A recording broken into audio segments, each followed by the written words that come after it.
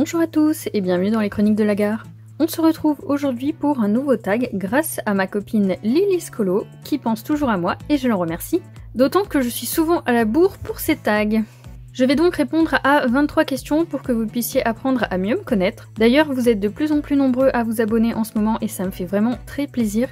Vous êtes à peu près une centaine à nous avoir rejoints depuis qu'on a lancé le calendrier de l'Avent avec ma copine Mamichou et ça me fait vraiment très plaisir. Bien sûr, on est loin des gros comptes du Colo Game sur YouTube, mais ce qui m'intéresse c'est de pouvoir échanger et partager avec vous. Il y a aussi des personnes qui viennent me trouver en MP pour réagir à mes vidéos ou répondre à des questions que j'ai posées, et je trouve ça vraiment génial. Je vous répondrai toujours avec plaisir, même si je suis pas H24 sur mon téléphone, donc n'hésitez pas à venir me parler. Allez, c'est parti pour le tag.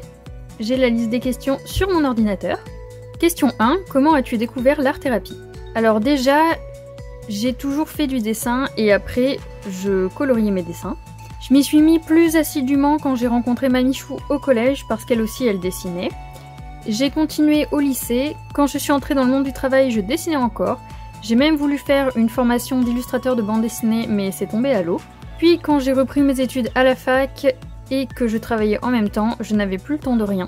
Pendant les vacances scolaires, juste avant de lâcher mon deuxième boulot en septembre 2017, j'ai recommencé à dessiner un peu le soir occasionnellement. Je vais vous chercher un de mes dessins de cette période. J'irai récupérer des trucs au fur et à mesure, donc je vous couperai un petit peu les moments où je me balade dans ma maison. Donc voici un des derniers dessins que j'ai fait avant de me mettre vraiment au coloriage. Celui-là il date de juillet 2017 et je l'avais fait pour mon chéri. En décembre 2017, je suis tombée sur une vidéo de présentation de cadeaux de Noël de Miss Jirachi, qui fait des vidéos essentiellement sur Pokémon et Disney, et elle présentait des livres de Colo Mystère. Et là, je me suis dit que c'était la solution pour me détendre sans devoir dessiner, ce qui prend beaucoup de temps, il faut trouver une idée, etc. Donc voilà comment j'ai découvert l'art-thérapie. Je l'ai pas précisé, mais prenez un petit thé, un petit café, des biscuits, parce que je pense qu'on va être là pour un moment. Quel a été ton premier livre de coloriage et quel a été ton premier matériel? Mon premier livre de colo, c'est plutôt mes premiers livres de colo, parce que du coup j'en ai acheté 9 en même temps. Ils sont là, ce sont tous mes mystères que j'ai achetés grâce à une carte cadeau de Noël offerte par l'entreprise dans laquelle je coloriais à ce moment-là. Donc j'ai le tome 1 Disney, un tome de pub, le tome 2, un tome sur les animaux, le tome 3, encore un tome sur les animaux, le Pixar et un plus petit format. Et mon premier matériel, donc j'avais déjà les Mapette Color Peps, c'est avec cela que j'ai fait le dessin que je vous ai montré. Mais au moment où je me suis vraiment plongée dans le coloriage, ce sont les Marco Renoir que m'a offert mon chéri au Noël 2017. Et c'est d'ailleurs son cadeau qui m'a poussé à acheter les livres de Colo Mystère, puisqu'avec la petite gamme des Maped, je pensais que je n'aurais jamais toutes les couleurs. Question 3. Combien possèdes-tu de livres? Beaucoup trop. J'ai 11 mystères, 31 Disney en comptant les blocs de marque-page. J'ai 32 hors Disney et 32 Coloring Even, ça fait donc 106 livres. C'est plutôt bien réparti, une trentaine dans chaque catégorie. Question 4. Tu préfères Disney ou hors Disney? Du coup les deux. Si on exclut les Coloring Even, j'ai à peu près le même nombre de livres Disney et hors Disney. J'aime bien le Disney quand j'ai pas envie de me prendre la tête puisque je suis les couleurs du dessin animé. Je vais peut-être moins faire d'efforts sur les effets puisque je vais pas forcément rechercher un côté réaliste. Et du coup à côté de ça j'aime beaucoup le hors Disney puisque je peux faire ce que je veux, choisir les teintes que je veux, créer une ambiance totalement différente d'un colo à l'autre. Question 5. Tu préfères le coloriage mystère ou hors mystère? Encore une fois, j'aime bien les deux, mais je prends moins le temps de faire des mystères parce que je les fais au crayon de couleur et que c'est trop long. Mais ça me manque, j'aimerais bien en refaire. On m'a conseillé des marques de feutre en MP sur Insta suite à une de mes vidéos. Mais pour le moment, j'achète plus rien, donc c'est pas pour tout de suite. Question 6. Grayscale ou nail art? Je vais me répéter, mais j'aime les deux, je suis pas difficile, hein. En line art, on a le choix d'où poser la lumière et en grayscale, on est aidé, ce que je trouve pratique quand on est moins inspiré ou pour les débutants ou quand on a la flemme. Et les illus en grayscale sont superbes à regarder même sans couleur. 7. Quel est le livre que tu préfères? J'aime pas cette question. parce que j'aime beaucoup trop de livres, donc je sais jamais quoi répondre et du coup mon choix change régulièrement. Je vais choisir pour cette fois-ci Kerby Rosanes, le World Within Worlds, parce que c'est celui dans lequel j'ai envie de colorier en ce moment. Je l'ai toujours pas entamé et il y a vraiment beaucoup de coloriages qui me plaisent à l'intérieur, donc voilà. Aujourd'hui, c'est celui-là mon préféré. Question 8, quel livre tu détestes? Pour cette question, j'ai pas besoin de réfléchir, c'est le 4 saisons de Fafaye. J'ai jamais aimé ce livre. Je l'ai lu dans une box. Je me suis déjà dit qu'il faudrait que je trie et que je vende les livres que j'aime pas ou que je colorie pas. Mais les gens en achat d'occasion, ils sont jamais contents, ils sont souvent désagréables. Ma soeur m'envoie souvent des screens des conversations parce qu'elle essaye de vider son appartement, donc elle vend pas mal de trucs. Et j'ai pas envie de me prendre la tête avec ça. Question 9, quel est le livre qui te fait le plus peur? Alors on va dire que tous les livres, puisque j'ai toujours peur de rater une illustration quand j'en commence une. Mais je pense pas avoir de livre qui m'impressionne plus qu'un autre. D'une manière générale, quand on aime bien un artiste ou une illu, on est toujours un peu effrayé à l'idée de ne pas réussir à faire ce qu'on voudrait. 10. Ton illustrateur ou ton illustratrice préférée? Du coup, je vais en choisir deux. Donc en illustrateur, je vais choisir Kerby Rosanes et en illustratrice, je vais choisir Kanoko Egusa. Question 11. Tes deux derniers achats matériels et livres. Alors on va foutre le bordel dans mon bureau. Alors mes deux derniers achats, ils remontent à novembre, même si j'ai eu du matériel et des livres plus récemment grâce à Noël. En livre, c'est donc le Bébé Animaux, l'agenda 2021 et le calendrier 2021 que j'ai pris en même temps en magasin. Et le matériel, on a l'aquarelle Paul Rubens, les crayons Arteza et les Pro Markers que j'avais pris pendant les Black Friday sur Amazon.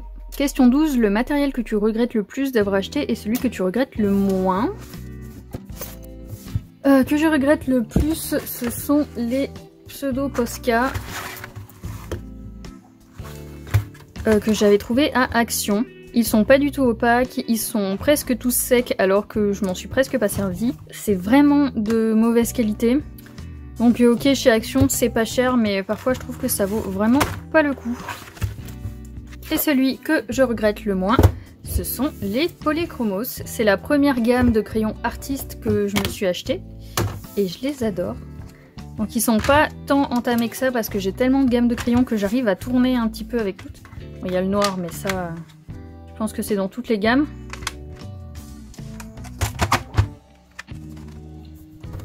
Question 13, ton matériel indispensable. Alors là, du coup, faut que j'aille tout récupérer dans mon salon. Alors, comme ils lisent, c'est bien sûr mon taille-crayon. Donc celui-là, vous l'avez pas vu dans la dernière vidéo. C'est celui que j'utilise actuellement. J'adore travailler avec des crayons très pointus. Donc pour moi, c'est un indispensable de toujours l'avoir avec moi. Ma petite gomme de précision. Puisque quand je fais des effets cheveux, ça m'arrive souvent de ne pas contrôler mon trait et de sortir du cadre. Donc elle est bien pratique pour effacer des tout petits traits. Ensuite, il y a le pot que je vous avais déjà montré. Donc où j'ai absolument plein de trucs dedans, des stylos, des rallonges crayons, j'en ai de toutes sortes, de toutes marques et de toutes tailles parce que d'une variété à l'autre, on rentre pas les mêmes crayons dedans. Et surtout, et celui-là vous l'avez pas vu la dernière fois non plus, c'est mon pot à crayon. Donc celui-là il est toujours à côté de moi quand je colorie, parce que j'ai tendance à m'étaler et à poser mes crayons absolument partout. Donc j'essaye de les mettre au maximum à l'intérieur, surtout quand je termine par exemple de travailler avec un combo, hop je le mets à l'intérieur, comme ça si j'ai besoin de le ressortir il est là et je passe pas 3 heures à le chercher sur ma petite table. Question 14, crayon ou feutre? Moi je suis team crayon de couleur, j'en ai vraiment beaucoup alors que j'ai quasiment rien en feutre. Question 15, tu préfères faire tes coloriages secs, estompés, à l'essence ou à l'aquarelle? Ça dépend totalement de l'effet que je recherche et de la gamme que j'utilise. Je commence tous mes colos à sec et si je veux un effet bien lisse, je vais prendre le blender. Si les couleurs se fondent mal, je vais prendre l'essence pour pouvoir retravailler par-dessus au crayon, même si l'essence ça fait un moment que je l'ai pas sortie. Et pour l'aquarelle en godet, je la maîtrise pas du tout, mais je fais souvent mes fonds au Neocolor 2. Question 16, quel est ton budget coloriage par mois? J'ai pas de budget. Quand il y a un truc qui me plaît, je regarde si je peux me le prendre et je l'achète. Je ne commande pas tous les mois non plus, c'est selon mon envie du moment, ce qui sort, si j'ai pas d'autres dépenses à côté, voilà. Question 17, le livre de ta collection où tu as fait le plus de coloriage et celui où tu en as fait le moins. Celui où j'en ai fait le plus, de sûr, c'est le livre Été de Rita Berman. D'autant qu'en 2020, j'essayais de faire un colo par mois dedans. Ah, donc je sais pas exactement combien il y en a. 1, 2, 3, 4, 5, 6, 7, 8 et 9.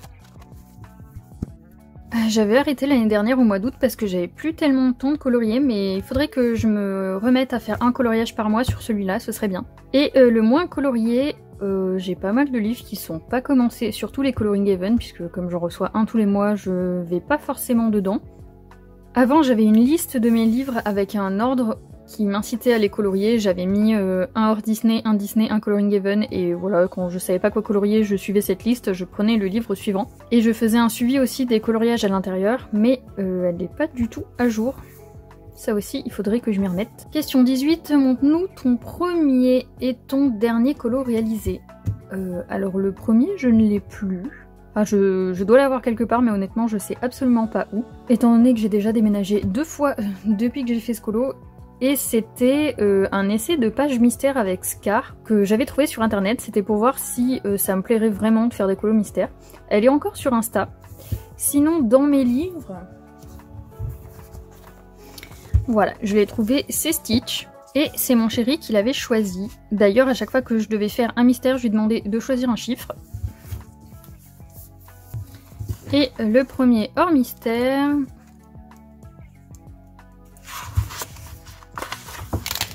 c'est celui-là, c'est Clochette. Même si du coup, je coloriais déjà avant. Et mon dernier coloriage, c'est un trio avec Lilise et Alex. Alex a pas encore fini au moment où je fais la vidéo, mais elle a dit qu'il lui restait plus que le fond. Donc je vais quand même vous le montrer, parce que je pense que d'ici qu'elle soit publiée, elle aura terminé. Il s'agit donc de Blanche-Neige. Je vous en parlerai plus dans la vidéo des coloriages terminés du mois de février. Question 19, ton colo préféré est celui que tu aimes le moins. J'ai plus ou moins déjà répondu avec le tag des tops et des flops, mais du coup, le pire c'est la scène d'Halloween dans le menuet de bonheur. J'en ai eu plein d'autres que j'aime pas, mais celui-ci c'est plus la déception d'avoir gâché un livre aussi beau, et en plus ça me bloque dedans. Et mon préféré, on reste avec Kanako.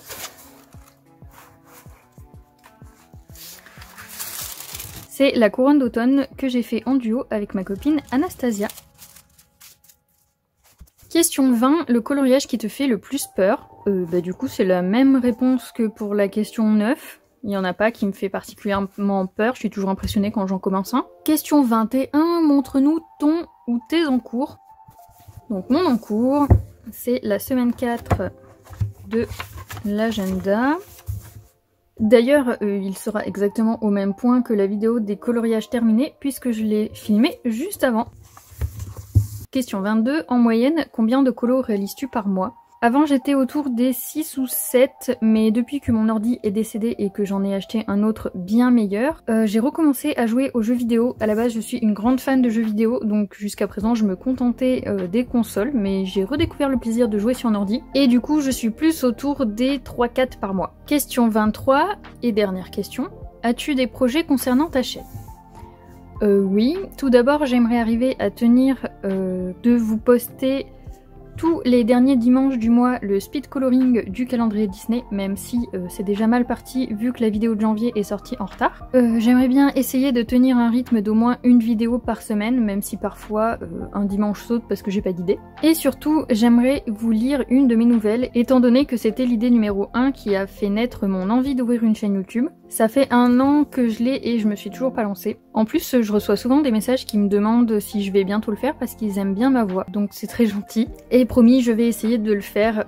J'avais déjà une idée d'une histoire que j'ai écrite il y a des années qui passerait bien en vidéo, donc il me reste qu'à l'enregistrer. Et pourquoi pas faire 2-3 illustrations, histoire que ce soit pas juste ennuyeux à écouter.